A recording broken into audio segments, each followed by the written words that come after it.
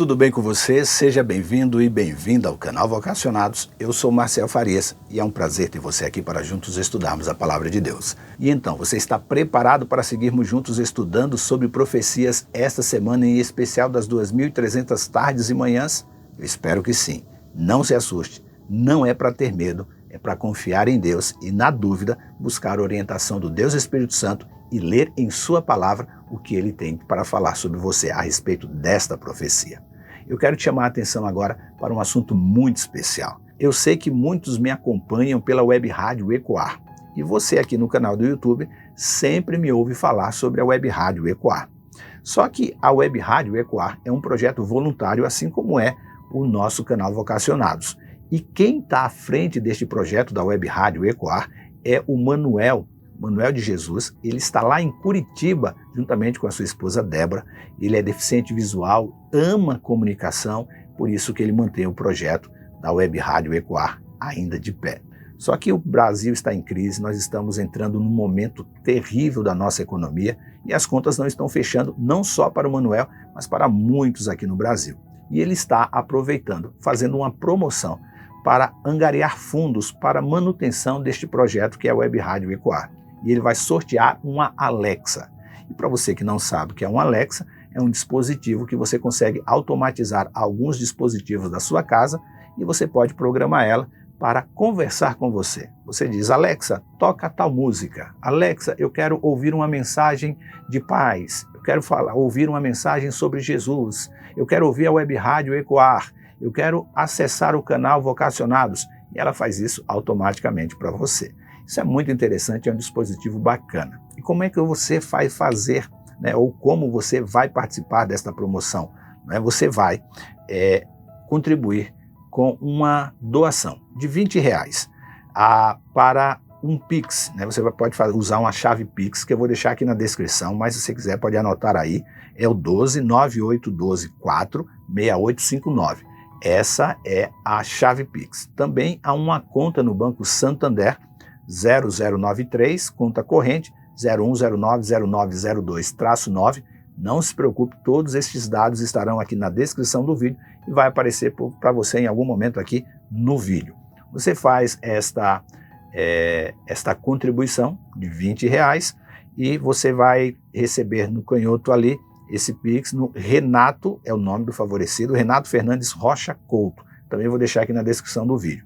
E no dia 11 de maio, ele vai fazer esse sorteio no programa Em Ação. Então você faz a sua contribuição para a web rádio Ecoar.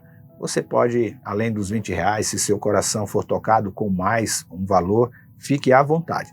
Mas ali, a partir de R$20, você vai estar contribuindo para a manutenção da web rádio Ecoar, tá bom? Eu quero aqui aproveitar e mandar um abraço a você, ouvinte e internauta da web rádio Ecoar. Eu sei que você acompanha o Vocacionados também por aí. Deus te abençoe, fica na graça e Ele vai estar te abençoando em todos os momentos. Aproveita agora você que está aqui no canal Vocacionados para se inscrever em nosso canal, habilitar as notificações, deixar o seu curtir, comentar e compartilhar em suas redes sociais. E eu aqui quero aproveitar e mandar um abraço para a Andréia Vieira e para o Marcelo Samarco. Um abraço, meu irmão, Deus te abençoe. Não sai daí, é rapidinho, a vinheta vai e na volta vamos juntos estudar a Palavra de Deus.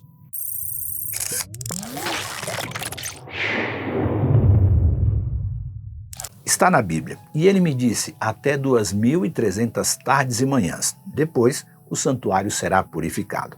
Daniel capítulo 8, versículo 14. No vídeo de ontem, a ideia era tirar de você todo medo e receio de ir à Bíblia em busca de compreensão sobre a profecia das 2.300 tardes e manhãs.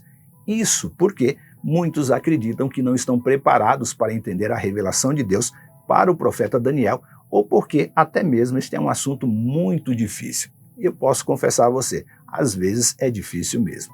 Mas seja qual for a sua desculpa, o fato concreto é que esta profecia de Daniel tem a sua correlação com Apocalipse capítulo 12. E são profecias para o tempo do fim.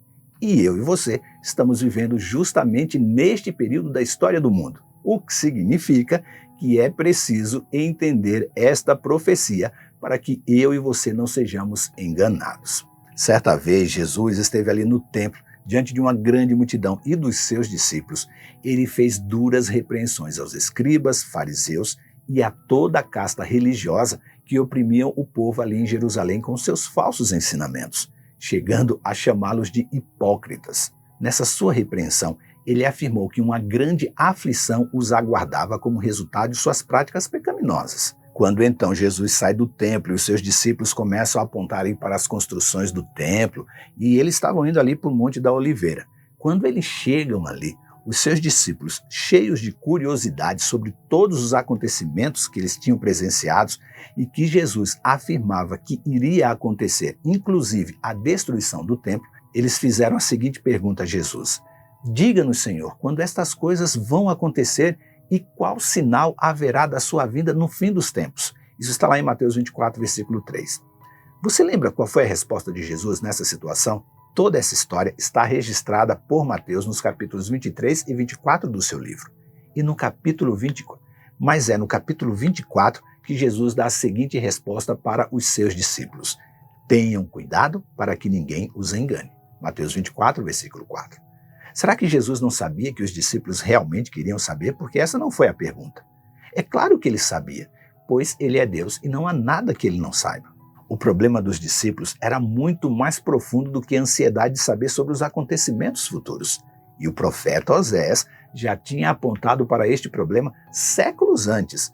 E só para nos inserirmos na conversa, esse também é o nosso problema. O profeta Oséias afirmou: o meu povo está sendo destruído, pois lhe falta o conhecimento. Oséias 4, versículo 6. Oséias viveu a mesma situação que permanecia inalterada nos tempos de Jesus. Toda a casta religiosa de sua época não ensinava a verdade para o povo e tampouco os fazia entender as profecias que apontavam para o ministério salvífico do Messias. E por conta da omissão, o povo se deixava levar por qualquer vento de doutrina. No mesmo capítulo 24 do livro de Mateus, Jesus continuou fazendo as suas advertências e profetizando. E uma porção de suas palavras são importantes para o nosso estudo hoje. Jesus disse: o pecado aumentará e o amor de muitos esfriará, mas quem se mantiver firme até o fim será salvo. As boas novas a respeito do reino serão assim anunciadas em todo o mundo, para que todas as nações ouçam. Então virá o fim. E ele continuou: chegará o dia em que vocês verão aquilo de que o profeta Daniel falou, a terrível profanação que será colocada no lugar santo. E termina assim: leitor, preste atenção. Ou em outra versão diz: quem lê, entenda. Mateus 24, versículos 12 a 15. São por estes motivos que não podemos dar desculpas para não buscar compreender os escritos dos profetas, especialmente sobre as profecias a respeito do tempo do fim. E o que é mais triste de toda esta história envolve os líderes religiosos do povo judeu. É que a purificação do santuário era um processo importante para eles. Eles sabiam que a limpeza física do templo apontava para a limpeza espiritual que era necessária para restaurar a presença divina e permitir, assim, uma adoração adequada. O processo envolvia a limpeza de objetos sagrados e de todo o espaço, bem como a realização de sacrifícios específicos de animais e rituais de purificação indicadas por Deus a Moisés. A purificação ocorria regularmente e era visto como uma forma de assegurar que o povo de Israel estava mantendo o seu compromisso com Deus em seu lugar sagrado, que era ali o santuário. Então o santuário era a parte mais sagrada do templo em Jerusalém. Ali ficava a Arca da Aliança. O ritual de purificação era realizado apenas uma vez por ano no dia da expiação, que é o Yom Kippur, e era o sumo sacerdote, acompanhado de outros sacerdotes que realizavam um conjunto de rituais e oferendas, incluindo a lavagem das mãos, dos pés, a aspersão de sangue de animais sacrificados em certos locais ali no santuário, com o objetivo de remover qualquer impureza ou contaminação que pudesse ter sido introduzida ali no santuário, de modo que a presença de Deus pudesse permanecer ali. E todo esse cerimonial apontava para o sacrifício de Jesus na cruz. Mas por falta de conhecimento, eles ficaram cegos e, vendo, não enxergaram o Cordeiro de Deus presente entre eles. e mataram assim o Cordeiro de Deus em uma cruz. Eu e você somos templos onde habita o Deus Espírito Santo e a purificação do santuário da nossa vida acontece através do sacrifício de Cristo na cruz. Foi exatamente sobre isso que o anjo de Deus estava falando ali para Daniel, quando lhe deu a conhecer a profecia das 2.300 tardes e manhãs. E ele me disse, até 2.300 tardes e manhãs, depois o santuário será purificado. Hoje Jesus Cristo é o nosso sumo sacerdote que realiza a purificação do santuário de uma vez por todas. Mas agora eu desejo acalmar seu coração, até para que você se sinta reconfortado ao perceber a sua dificuldade em entender este tema profético. Você lembra qual foi a reação de Daniel ao ouvir sobre esta profecia? Se não, vamos à Bíblia e anote bem este versículo que eu vou ler agora. Então, eu, Daniel, diz a Bíblia, fiquei abatido e doente por vários dias. Depois, levantei-me e voltei a tratar dos negócios do rei, mas a visão me deixou muito perturbado e eu não conseguia entendê-la. Daniel 8:27. Pois é, meu querido amigo. Daniel ficou doente por não entender o que a profecia significava. E aqui eu não desejo que você fique doente, até porque devemos lembrar que a profecia não era para que ele a entendesse totalmente.